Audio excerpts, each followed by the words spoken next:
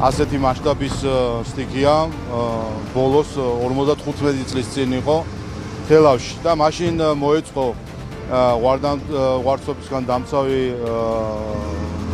ნაგებობები, რომლებმაც ფაქტობრივად დიდი როლი შეასრულა იმაში, რომ შედეგები არ ყოფილიყო უფრო მძიმე.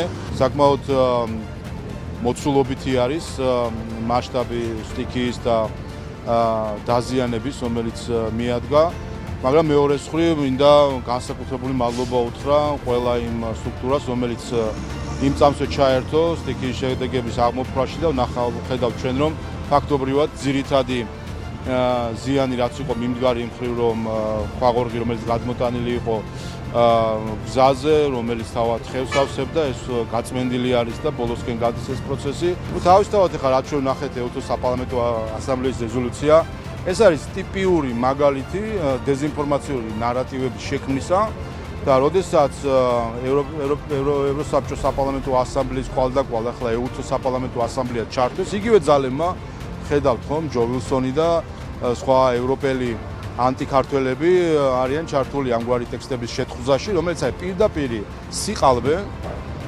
დეზინფორმაცია, რომელსაც ავრცელებენ ეუთოს საპარლამენტო ასამბლეის ხელით და რა თქმა უნდა ეს კიდევ ერთხელ ადასტურებს იმ სამწუხარო რეალობას, სადაც ჩვენ ვართ. საერთაშორისო წესებზე დაფუძნებული საერთაშორისო წესრიგი რომ მოირღვა, ამაში მარტო რუსეთის წვლილი არ არის. სწორედ ასეთი ასამბლეების წვლილიც არის, რომლებიც და კერძოდ ამ შემთხვევაში ეუთოს საპარლამენტო ასამბლეა ხაზი გადაუსვა საერთაშორისო სამართალს, სამართლის ძირითად პრინციპებს და რუსეთის მსგავსად იქცა წესებზე დაფუძნებული საერთაშორისო წესრიგისთვის ძირის გამომთხვევა. ჩვენ დადასტურებულად ვიცით, მათ შორის ეუთოს სადამკვირვებლო მისიის წარმომადგენლებისგან, რომელმაც სხვადასხვა ფორმატში ამაზე ღიად ისაუბრეს, რომ 2024 წლის არჩევნების მეორე დღეს, როდესაც უნდა გამოექვეყნებინათ პირველადი ანგარიშები სადამკვირვებლო მისიას, იყო თათბირი, სადაც მონაწილეობას იღებდნენ ეუთოს სადამკვირვებლო მისიასთან ერთად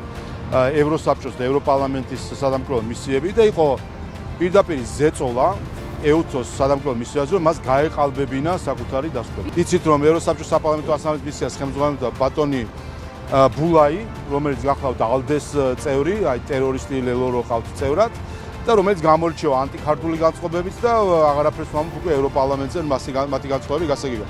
კიდევ ერთხელ ხაზს უსვამ.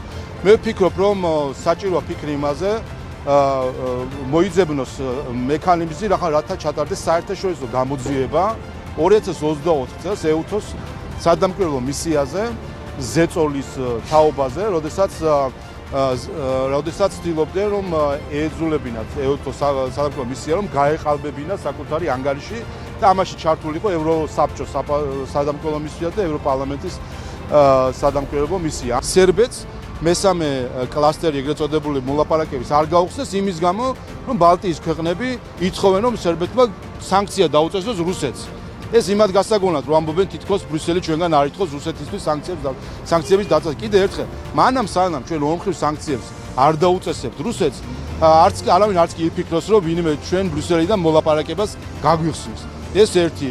მეორე, ჩრდილოეთ მაკედონია უკვე 16 წელია თუ არ ვცდები თუ 15 წელია არის კანდიდატი ქვეყანა და მოლაპარაკება დღემდე არ აქვს გახსნილი. საკუთარი ქვეყნის სახელწოდებაც კი შეაცვლევინეს და ჩრდილოეთ მაკედონია დაარქმევინეს და პირობა მისცეს რომ გაგიხსნითო რამდენიმე წლის წინ ეს პირობას დაურღვიეს და დღეს კიდე კონსტიტუციების შეცვლას თხოვენ და ვეღარ გაუგიათ თვითონ უკვე რა პირობებია.